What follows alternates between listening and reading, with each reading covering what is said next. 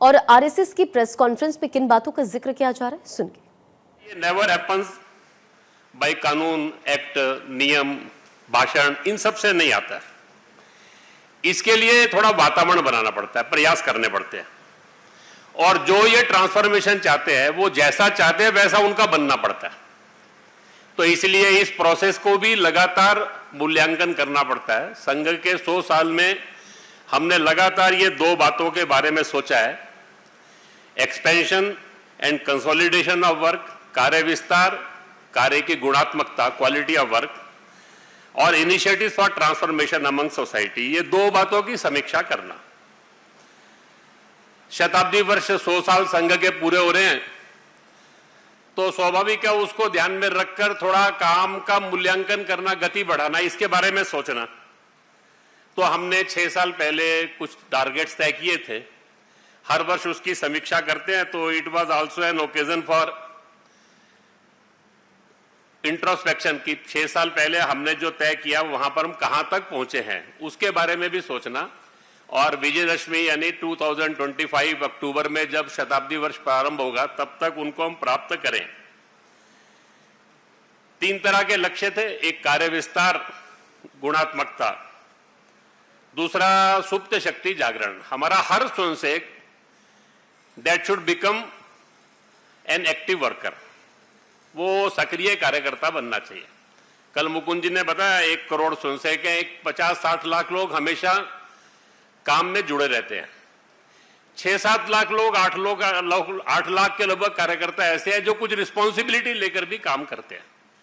हमारा टारगेट यह है कि अधिकाधिक लोग डे टू डे कंट्रीब्यूट कर सके, ऐसे एक्टिव हों, और समाज की सज्जन शक्ति यानी जिसको कहते हैं leaders of the society, economic field, social field, religious field और एजुकेशन, इंटेलेक्चुअल, ऐसे सब समाज का जो नेतृत्व है, उनके साथ हमारा एक वेवलेंथ बने। वो भी समाज के हित में सोचते हैं, हम भी समाज के हित में सोचते हैं। तो मिलकर जहां काम कर सकते हैं वहां मिलकर काम करना है। ऐसे सब बातों को लेकर हमने प्लान किया था।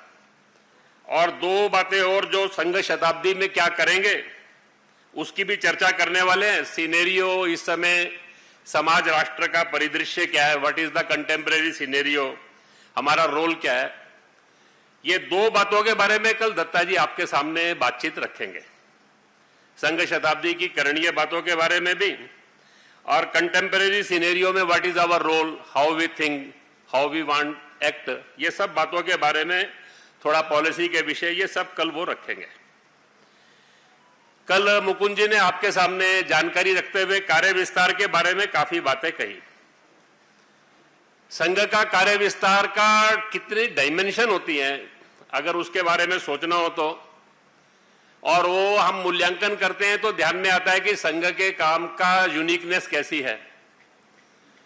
1925 में संघ का काम शुरू हुआ। 1940 में हम देश के हर प्रांत में पहुंच गए थे। 1972 में हर जिले में पहुंचे हम।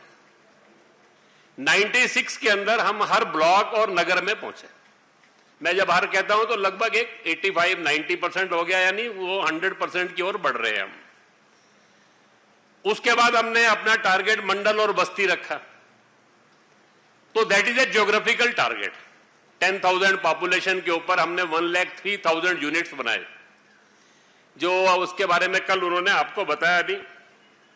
लेकिन इसके साथ साथ ये तो राष्ट्रव्यापी, समाजव्यापी हो गया। Ultimately we have to become a movement of 100%, और इसीलिए हम कहते हैं सर्वस्पर्शी सर्वव्यापी। तो एक एक जगह विचार करना शुरू करते हैं। तो कॉलेज स्टूडेंट्स में हमारा काम है। हमें थोड़े समय पहले ध्यान में आया कि प्रीमियर इंस्टीट्यूशन में जैसा काम चाहिए वो नहीं है, तो हमने उस पर फोकस करना शुरू किया। एम्स हैं, रिसर्च के इंस्टीट्यूट्स हैं, आईआईटीज हैं। देश में 2009 प्रीमियर इंस्टीट्यूट्स हैं। एक 10 साल के लगातार प्रयास से आज हम 134 में हमारा रेगुलर काम शुरू हो गया है। आने वाले समय के अंदर ऑल 209 इंस्टीट्यूट्स में आना जाना प्रारंभ हो गया, लेकिन अपना काम ये प्रारंभ हो सके। अलग अलग समाज के वर्गों में कैसा काम होता है, तो उड़ीसा में एक कोरापुट विभाग है। Total tribal area 100%, Koraput, Bolangir, वहां पर सब मंडलों में अपना काम है। 1031 शाखा है। और जब वहां पर जो कार्यकर्ता है, नगर, खंड, जिला, विभाग, प्रांत, सब वो जनजाति क्षेत्र के ही कार्यकर्ता है। अभी अरुणाचल प्रदेश जैसे में विधिवत संघ का काम 1990 में ही शुरू हुआ, लेकिन अभी 274 शाखा मिलन मंडली है in every district of Arunachal Pradesh. हमारा संघ का काम प्रारंभ हो गया। ये सब जब बातें चलती है तो सुनने में आसान लगता है, लेकिन ऐसे सारे डिस्टेंट एरियाज में, डिस्टिंक्ट एरियाज में वहां के सब चैलेंजेस को पार करके कार्यकर्ता जाए, कुछ जगह तो पहुंचने में ही 5 दिन 7 दिन लगते हैं। तो सामान्य कार्यकर्ता सब, हमारे यहाँ कोई पेड कार्यकर्ता नहीं है, सब वॉलंटरी काम करते हैं। हर वर्ष हम आह्वान करते हैं अपने स्वयंसेवकों को 7 दिन, 15 दिन, 20 दिन, 25 दिन एक्सपेंशन के लिए दें। तो कम से कम पिछले 1 साल के अंदर 2 लाख कार्यकर्ताओं ने मिनिमम 7 डेज का टाइम फॉर एक्सपेंशन वर्क संघ के लिए कंट्रीब्यूट किया। तो ये अपने सारे संघ के काम का एक डायमेंशन है। मैंने बताया आपको सज्जन शक्ति का संपर्क करना, तो हमने 2 लाख, लगभग 2 लाख पीपल जो है उनकी महिला पुरुष ऐसी एक लिस्ट बनाई, those who our society leaders, जिनका एक अपना विशिष्ट स्थान है अपने समाज जीवन के अंदर। वो अपनी एक भूमिका रखते हैं डिस्ट्रिक्ट लेवल पर, स्टेट लेवल पर, नेशनल लेवल पर। हमारा टारगेट था कि उनसे हम कांटेक्ट करेंगे। लगभग 1.5 लाख लोगों को हम कांटेक्ट कर पाए पिछले 1 साल के अंदर, लास्ट 1 ईयर के अंदर। कांटेक्ट करने का मतलब एक बार मिलना नहीं है, 3-4 बार मिलना, उनको किसी बैठक में बुलाना, छोटी छोटी मीटिंग्स में बुलाना, 10-12 लोगों की हम रूम मीटिंग्स करते हैं। ऐसे 8-8, 10-10 लोगों से वो संघ के बारे में क्या सोचते हैं, उनके कुछ सजेशंस हैं, सोसाइटी के बारे में क्या सोचते हैं। तो 5000 रूम मीटिंग्स भी की हमने इनके साथ, 50,000 लोग उसमें रूम मीटिंग्स में भी आए। तो ऐसा सारा एक समाज का, जिसको हम सोसाइटी लीडर, सज्जन शक्ति बोलते हैं, उनको एक्टिवेट करने का भी काम चल रहा है। पिछले साल हमने प्रस्ताव पारित किया था लोक माता अहिल्या देवी होलकर का त्रिशती समारोह, 300 ईयर्स उनके जो है शासन के हुए थे।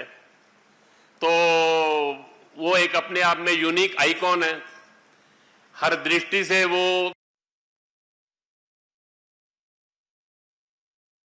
सुन रहे थे आरएसएस के सह सरकार्यवाह अरुण कुमार को बेंगलुरु से प्रेस कॉन्फ्रेंस करके तमाम उन बड़ी बातों का जिक्र, क्योंकि बेंगलुरु में 3 दिवसीय आरएसएस की ये बैठक चल रही है और इस बैठक में लगभग 100 से ज्यादा प्रस्ताव जो कि पारित किए जाने हैं। ऐसे में कई अलग अलग मुद्दों पर चर्चा हो रही है।